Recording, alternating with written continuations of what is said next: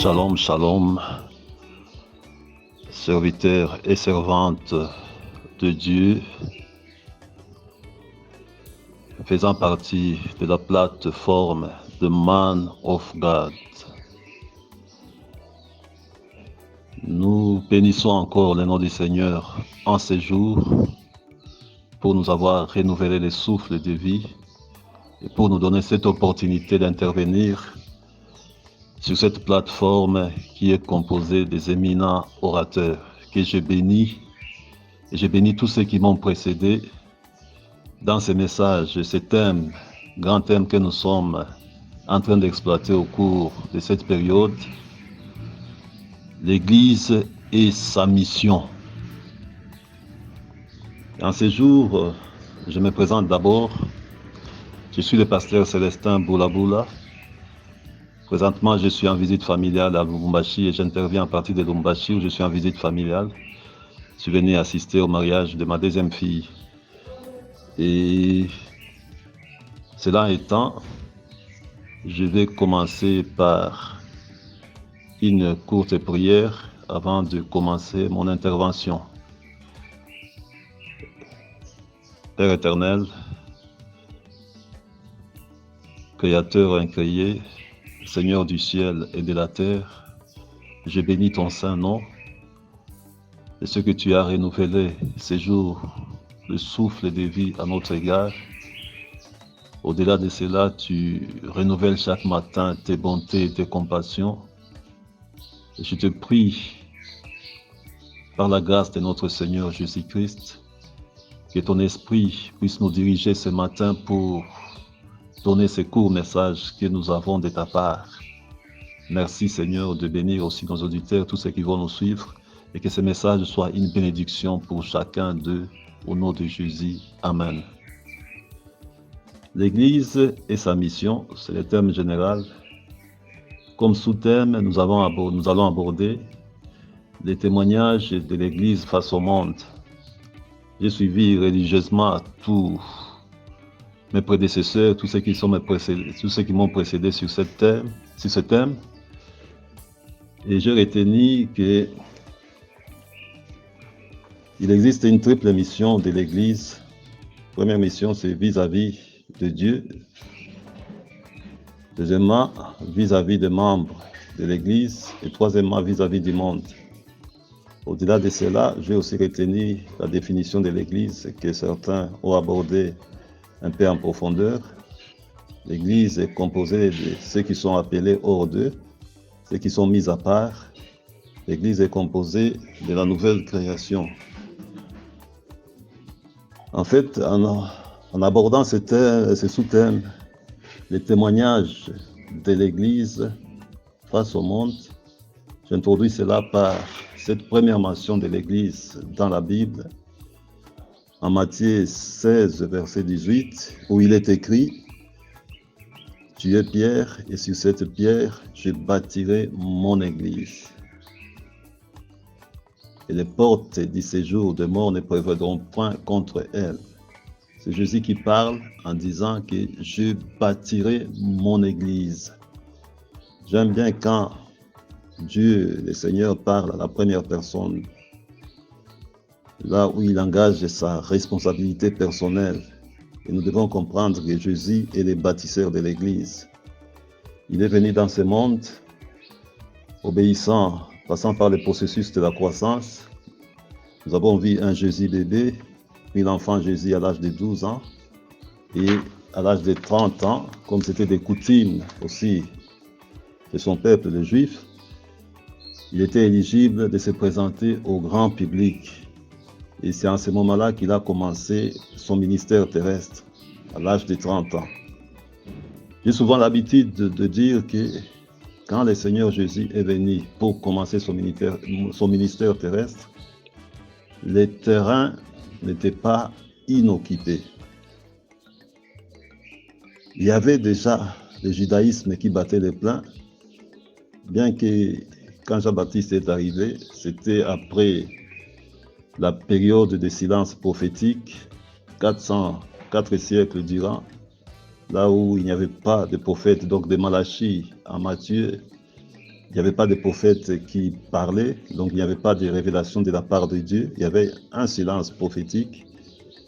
Et Jésus est venu, il a trouvé un terrain qui était déjà aussi occupé malgré cela. Il y avait toute cette organisation, cette architecture ecclésiastique qui existait, les Sanhédrins, les souverains sacrificateurs, avec les différentes sectes de pharisiens, les sadducéens, les zélotes et que sais-je encore. Mais Jésus venant, bien qu'il y ait une vie prophétique, on ne peut pas dire que les choses étaient très faciles pour lui. Et je me dis que si c'était à l'heure actuelle, Jésus se serait présenté sur le terrain en essayant d'aller faire la pêche à l'aquarium, aller prendre les serviteurs qui œuvraient déjà chez les autres rabbins. Mais Jésus est venu, il a puisé ses disciples là où les yeux humains ne pouvaient pas regarder. Il est allé puiser parmi les hommes sans instruction, ces pêcheurs de la mer de Galilée, ces pêcheurs professionnels qu'il a formés et transformés en pêcheurs d'hommes. Il a puisé chez les hommes sans instruction et il les a mis à ses côtés pour bâtir l'œuvre, pour bâtir l'église qu'il devait bâtir, commencer l'œuvre qu'il devait bâtir. Et nous voulons, en entrant dans le vif du sujet, lire ces deux passages. Luc 6, le verset 12 au verset 13, et puis nous lirons Marc 3, le verset 13 et le verset 14. Dans Luc 6, verset 12 et 13, il est écrit: en ce temps-là, Jésus s'est rendu sur la montagne pour prier, et il passa toute la nuit à prier Dieu. Quand le jour parut, il appela ses disciples et il en choisit 12 auxquels il donna les noms d'apôtres. J'aime bien ce passage. Jésus qui entre en retraite, et même pas en retraite, dans une veillée de prière, seul, devant son Dieu, sur la montagne. Et la Bible dit qu'il passa toute la nuit à prier Dieu. Ce que j'aime aussi, c'est le fait que l'évangéliste Luc ne donne aucun contenu de la prière de Jésus. Il dit qu'il a passé toute la nuit à prier Dieu. Il dit quand le jour parut, il appela ses disciples et il en choisit 12 auxquels il donna les noms d'apôtres. Il les a nommés apôtres. Passons à Marc 3, versets 13 et 14. Il est écrit: il monta ensuite sur la montagne, il appela ceux qu'il voulut, et ils vinrent auprès de lui. Il en établit 12 pour les avoir avec lui. Pour les avoir avec lui. Cet passage, en fait, nous introduit dans notre sous-thème des témoignages de l'Église face au monde. En fait, pour faire son œuvre, là où il a dit « je bâtirai mon Église », et ce que je vais encore relever là-bas, c'est que nous voyons que Jésus a annoncé. Il projette cela dans un futur, je pense dans un futur proche. Il dit « je bâtirai mon Église ». Mais Jésus n'a pas épilogué, il n'a pas approfondi la notion de l'Église comme telle. C'est Paul qui est venu plus tard avec la révélation pour nous donner certains détails sur l'Église corps de Christ. Et ici Jésus, pour choisir, il avait déjà des disciples autour de lui, plusieurs disciples, mais pour choisir sa ceinture rapprochée, donc les apôtres, il a passé toute une nuit à prier Dieu, à prier, à implorer son Père, pour que son Père lui donne la direction, la volonté parfaite des personnes, des 12 personnes qui doivent être à ses côtés. Et la Bible dit que là, quand le matin, le jour parut, il a appelé tous ses disciples, il devait passer dans une sélection. Dans cette sélection, Jésus en choisit 12. 12 comme les 12 tribus d'Israël. Il a choisi 12 auxquels il donna les noms d'apôtres. Je pense que ses contemporains avaient une connaissance autre que la nôtre autour de la notion d'apôtre. Apôtre en grec signifie apostolos. Et nous sommes dans un contexte particulier où Rome domine tout le monde, domine la terre. Il y a la prédominance de Rome et que l'empereur César, pour étendre son royaume, il nommait les apostolos. Les apostolos, c'était des gens, des diplomates, des fins diplomates, des stratèges qui étaient bien formés, avec une idéologie précise, une doctrine précise, et que partout où César ne pouvait pas mettre ses pieds, ces apostolos-là étaient là pour étendre et établir la seigneurie de César, l'empereur César de l'Empire romain.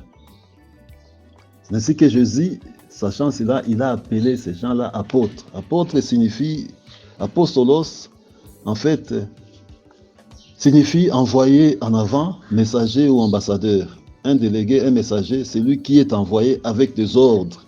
Et apostolos vient du terme apostello, qui dit ordonner à quelqu'un d'aller vers un lieu défini, envoyé au loin, envoyé au loin. Et ces apôtres devaient avoir une mission précise pour aller étendre le royaume de Jésus. C'est eux qui devaient étendre le royaume de Dieu, parce que quand Jésus est venu, il est venu pour annoncer les règnes de Dieu, le royaume de Dieu.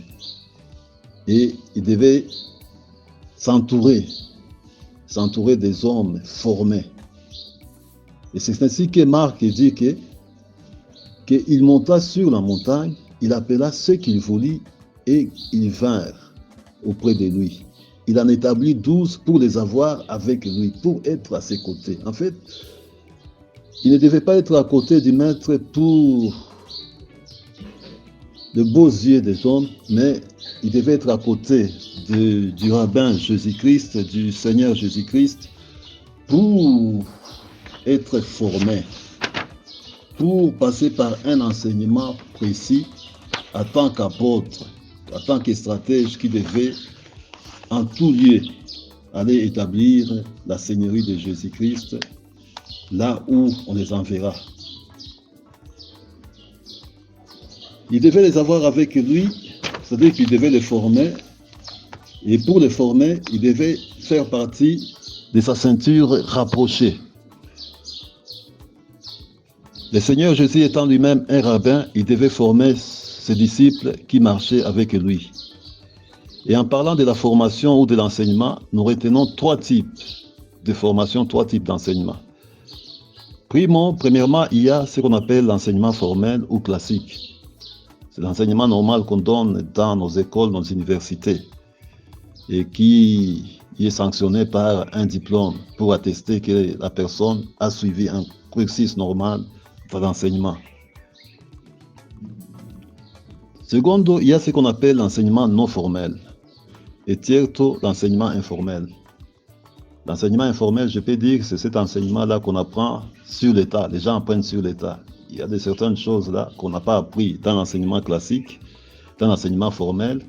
Et quand on arrive dans le métier, dans les fins de travail, on vous forme sur l'état. Vous apprenez sur l'état, c'est aussi une formation. Et le monde d'aujourd'hui a évolué dans le monde développé.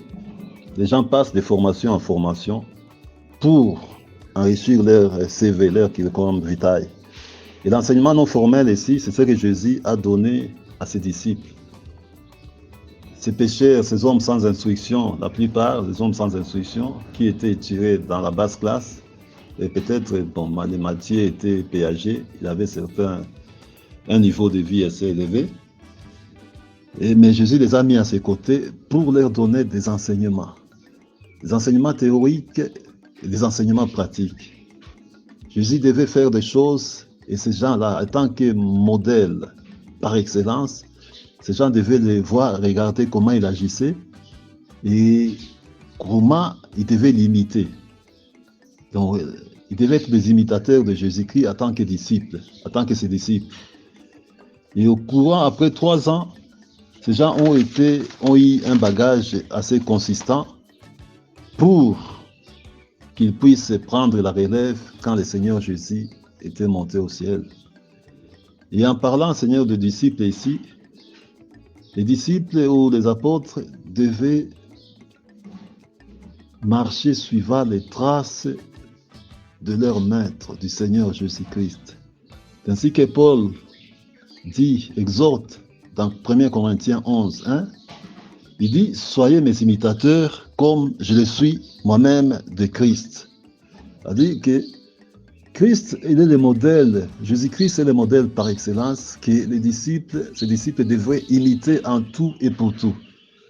Et Paul même va plus loin dans Philippiens 2, du verset 5 au verset 8, il dit, ayez en vous les sentiments qui étaient en Jésus-Christ, lesquels existant en forme de Dieu, n'a point regardé comme une proie à arracher d'être égal avec Dieu, mais s'est dépouillé lui-même en prenant une forme de serviteur, en devenant semblable aux hommes, et ayant paru comme un simple homme, il s'est humilié lui-même, se rendant obéissant jusqu'à la mort, même jusqu'à la mort de la croix. Et Paul nous exhorte, soyez mes imitateurs. Au-delà d'être ses imitateurs, comme lui-même il était de Christ, il exhorte ses disciples et dit que ayez en vous les sentiments qui étaient en Jésus-Christ. C'est les sentiments d'humilité qui étaient en Jésus-Christ, qui n'avaient pas d'ambition personnelle au-delà de la mission qui lui était assignée, du mandat qui lui était assigné par le Père. Et il termine en disant dans Galates 2:20, dit, j'ai été crucifié avec Christ, et si je vis, ce n'est plus moi qui vis, c'est Christ qui vit en moi.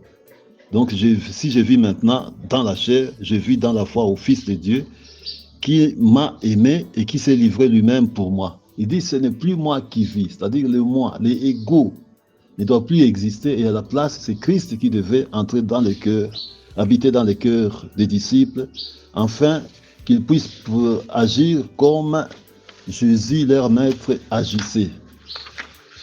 Et ici, quand nous lisons la parole, la Bible nous dit que Jésus les a pris à côté de lui. Il les nomma les apôtres. Il a nommé les apôtres. Il les nomma comme apôtres, en qualité d'apôtres. Et nous disions que dans la notion d'église, Jésus n'avait pas beaucoup approfondi cette notion. Mais Paul, dans ses épîtres, il a donné les révélations qu'il a eues à propos de l'église. Ainsi que si nous voyons Éphésiens 4, 11, toujours en parlant de l'église, il dit, il a donné aux uns comme apôtres, aux autres comme prophètes, les autres comme évangélistes, les autres comme pasteurs et les autres comme docteurs. C'est-à-dire, il donne les 5 ministères dans l'église. C'est-à-dire que la dimension apostolique doit imprégner chaque église. Quand on parle d'apôtres, c'est-à-dire des envoyés, des gens qui doivent aller, Paul pouvait même dire que je me suis fait honneur d'annoncer Christ, d'annoncer l'évangile, là où Christ n'a jamais été nommé. Là, nous sommes dans Romains 15, 20. Il dit, je me suis fait honneur d'annoncer, là où Christ. C'est-à-dire que dans l'Église, l'esprit apostolique d'aller annoncer, de quitter les 4 murs pour aller annoncer l'évangile au-delà, aller loin, là où Christ n'est point nommé, pour annoncer l'évangile, doit caractériser chaque église. L'église doit, parmi les témoignages de l'église, c'est d'aller au-delà des 4 murs, aller traverser les océans, traverser les mers, traverser les fleuves, les lacs et les ruisseaux, pour aller annoncer l'évangile au loin, en tant qu'apôtre envoyé.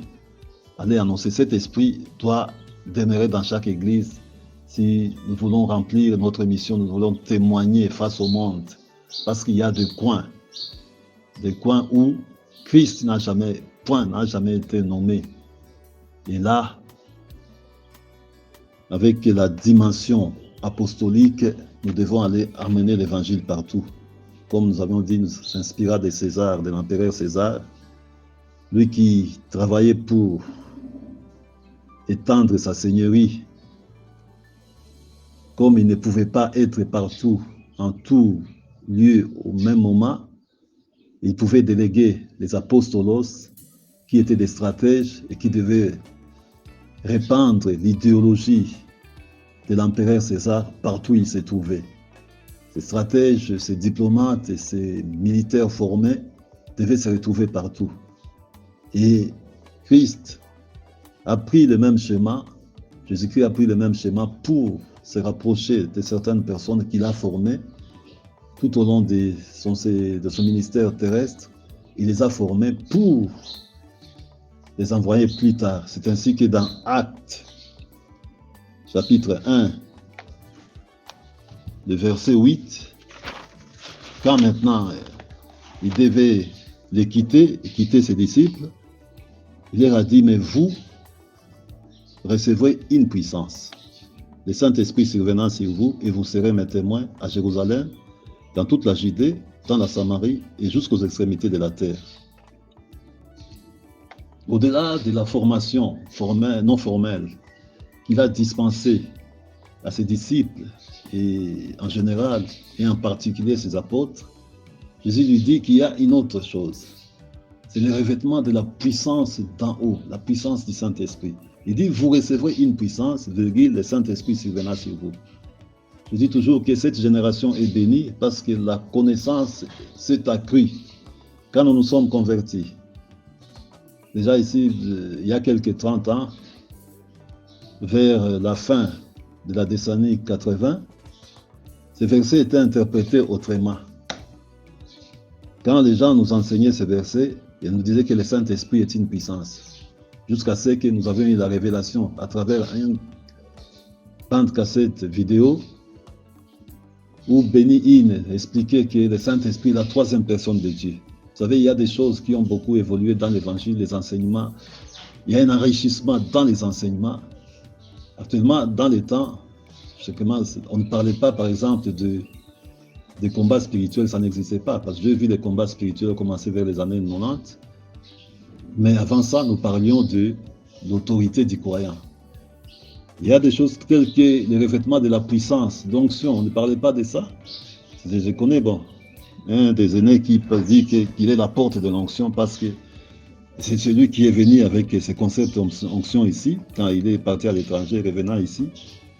Il a parlé de l'onction. Mais nous, on ne parlait pas de le revêtement de la puissance, on parlait de l'effusion du Saint-Esprit. Et là où il y a l'effusion du Saint-Esprit, il y a aussi l'effusion de la grâce. C'est ainsi que quand les disciples ont commencé à opérer, on dit que la multitude venait, de ceux qui avaient cru venaient. Et on amenait des malades accouraient ainsi de suite. Mais tous ceux qui avaient des problèmes étaient guéris.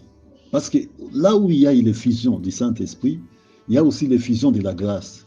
Quand on dit, la Bible dit que tous étaient guéris, ce n'est pas que chacun avait une foi personnelle, individuelle, capable de l'amener à croire à la guérison, mais cette effusion du Saint-Esprit a fait en sorte qu'il y ait aussi une effusion de la grâce, était accompagnée d'une effusion de la grâce, de sorte que des choses hors commun, hors pair se sont accomplies à cause de la présence du Saint-Esprit et de la grâce du Seigneur qui opérait. Et Jésus-Christ étant le modèle par excellence, il dit à ses disciples, vous recevrez une puissance, la puissance celle du Saint-Esprit qui va survenir sur vous. Ça, c'est avant la Pentecôte. Mais après la Pentecôte, les jours de la Pentecôte, les disciples ont expérimenté cette puissance. Quand le Saint-Esprit est descendu, et après quand ils ont commencé à opérer dans Jérusalem, c'était un grand réveil spirituel dans Jérusalem. Mais ce réveil devait les amener loin, au-delà de Jérusalem. Et ceux qui n'ont pas compris, et le Seigneur a permis qu'il puisse y avoir une persécution pour que les disciples se répandent. Ainsi, les Philippe sont allés jusqu'en Samarie pour annoncer l'évangile selon qu'il est et Acte 1:8, où vous serez mes témoins, non seulement à Jérusalem, mais dans toute la Judée, dans toute la province et de la Judée, dans la Samarie, qui est la province voisine, et jusqu'aux extrémités de la terre. C'est-à-dire que les témoignages de l'Église a comme champ d'action les confins, les extrémités de la terre. Et aujourd'hui, avec le développement technologique, nous atteignons les extrémités facilement par l'Internet et par les réseaux sociaux, ainsi de suite. Ceux qui sont appelés Église, ils étaient appelés hors d'eux. L'Église aussi, c'était une nouvelle création. Et Jésus, pour accomplir lui-même sa mission, il était non seulement revêtu de la puissance du Saint-Esprit, et après avoir jeûné 40 jours et 40 nuits dans le désert, il fut revêtu de la puissance d'en haut, et cette puissance l'a permis de commencer son ministère. Il donne le même schéma à ses disciples. Il dit, vous recevrez d'abord une puissance, le Saint-Esprit survenant sur vous. Et ce n'est qu'alors que vous serez mes témoins. Donc vous passerez de l'état, de qualité des disciples pour devenir des véritables témoins. Les témoins, ce sont des martyrs. Et tout au long de leur ministère, quand les disciples ont commencé, les apôtres ont commencé après l'ascension et après la Pentecôte, on a vu comment ils se sont présentés comme des témoins. En dehors des revêtements de la puissance, il y a aussi ce que les disciples de Maïs ont dit à Jésus. Après la résurrection, et que les disciples étaient dans l'ignorance, Jésus leur apparut parce qu'il parlait de Jésus. La Bible dit que là où 2 ou 3 s'assemblent à mon nom, je suis là. Jésus leur apparut, il est apparu au milieu d'eux. Et quand Jésus leur posait la question pourquoi vous êtes si inquiets? Et ses disciples se disent, es-tu les seuls qui habitent Jérusalem et tu n'as pas cette information que c'est Jésus-là, ce prophète-là qui était venu, et en parlant de Jésus, au sujet de Jésus de Nazareth, qui il le qualifie, il était un prophète puissant en œuvre et en parole. Donc la condition pour exercer les témoignages, c'est de remplir ces deux conditions. C'est après la formation, il faut ces deux conditions sont sine qua non. Être puissant en œuvre, être puissant en parole. Et les disciples disaient que dans Luc 24, 19, les disciples de Maïs ont dit, ils leur répondaient à Jésus, ce qui est arrivé au sujet de Jésus de Nazareth, il parlait de Jésus à Jésus. Ce qui est arrivé au sujet de Jésus de Nazareth, qui était un prophète puissant en œuvre et en parole devant Dieu et devant le Père. Vous savez que le témoignage de l'Église aujourd'hui est entaché de beaucoup de, je dirais, de lacunes, beaucoup de fautes,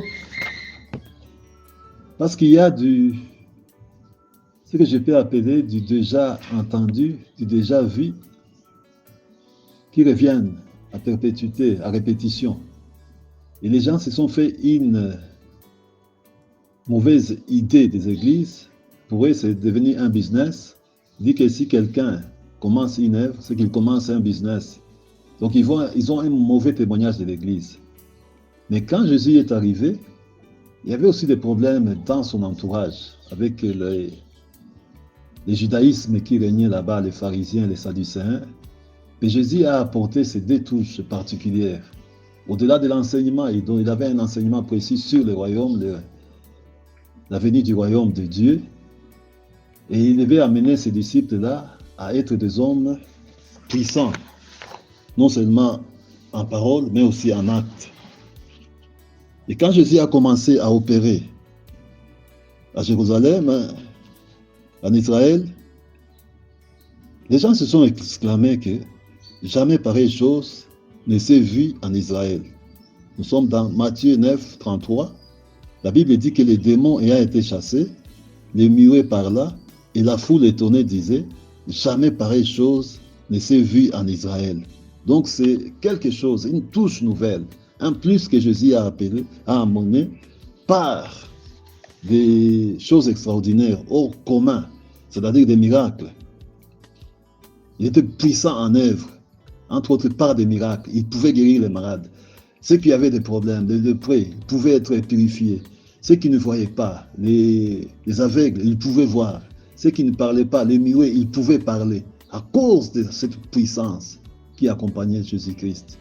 Non seulement cette puissance-là qui l'accompagnait, mais aussi on note que Jésus avait aussi été puissant en parole. Quand les pharisiens ont envoyé les huissiers pour l'arrêter, ils sont revenus, disant à leur chef, les huissiers sont revenus.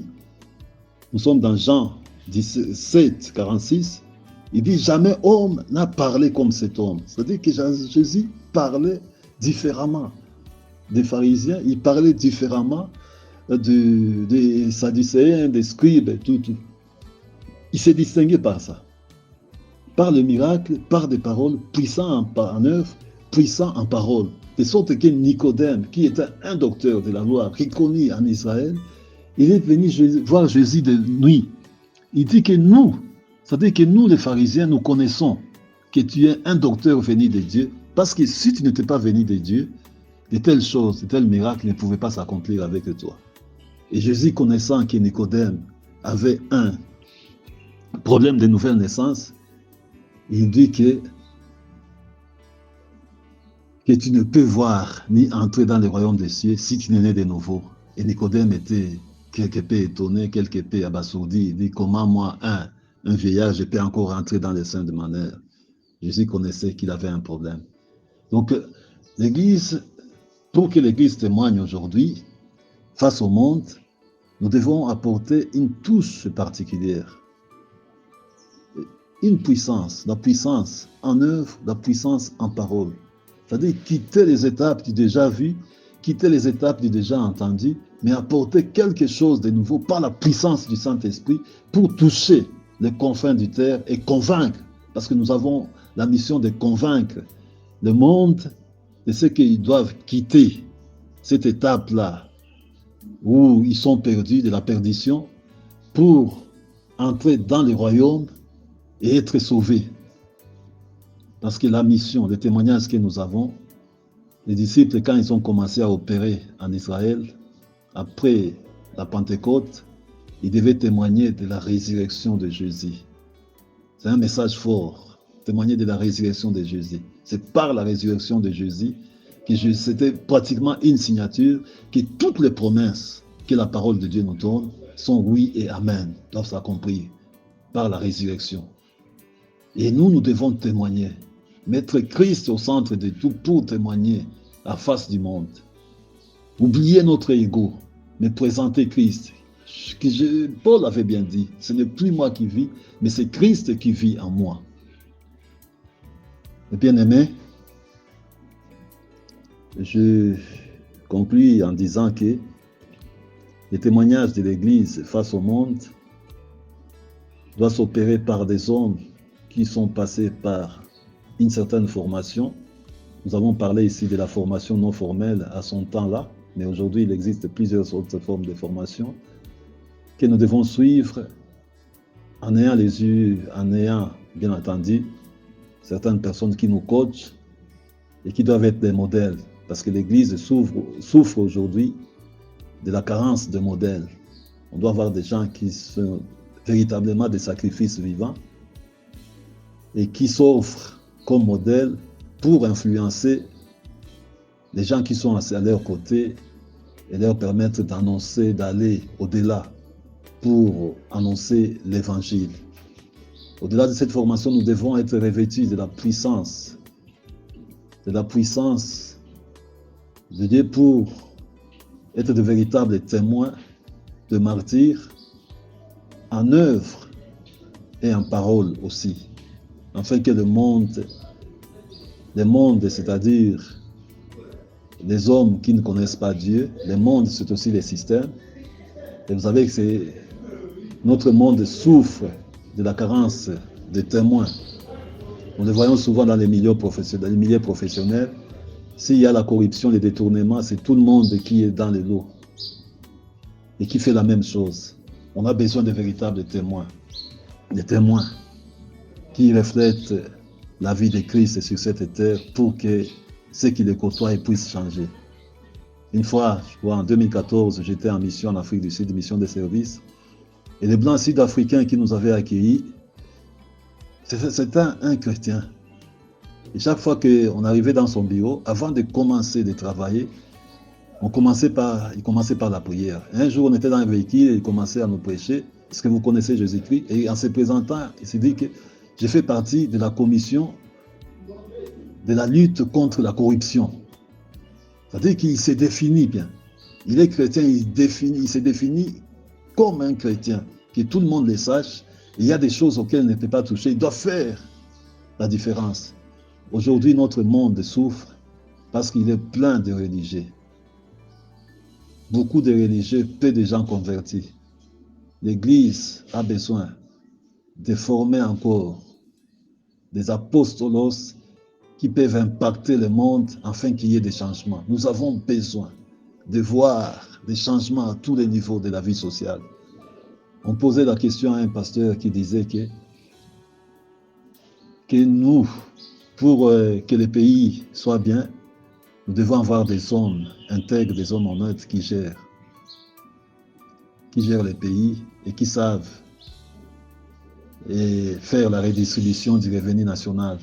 Et je disais un jour, un récit de premier milliardaire africain, il disait qu'il est fatigué dans son entreprise de changer de manager parce qu'il se rend compte que les diplômes que les gens ont, des doctorats que les gens ont, ne permettent pas de donner un bon travail. Au contraire, ces gens travaillent pour l'appauvrir au lieu de l'enrichir. C'est ainsi qu'il pose comme critère primordial aujourd'hui pour recruter un manager, c'est l'intégrité. Nous avons besoin des apôtres intègres, des gens qui confessent Jésus-Christ et qui vivent dans l'intégrité et qui peuvent impacter leurs milliers là où ils sont, afin que les hommes viennent au Seigneur et les hommes changent. On a besoin des hommes qui changent pour que nous puissions aller de l'avant. C'est ainsi que l'Église accomplira son témoignage face à ce monde qui va vers la perdition. Que le Seigneur bénisse cette parole avec toutes les imperfections qu'il y a eu. Nous prions que chacun puisse recevoir quand même un rien à travers ces messages qui puissent les bénir. Que le Seigneur soit béni au nom de Jésus. Amen.